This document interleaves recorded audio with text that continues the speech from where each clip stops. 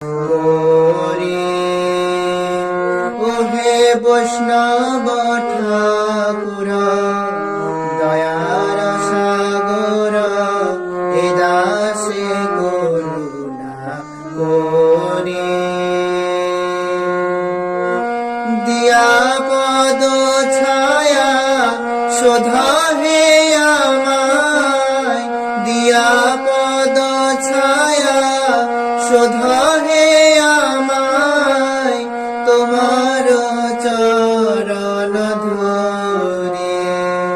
ওহে বৈষ্ণব ঠাকুর দয়ার সাগর এ দাসে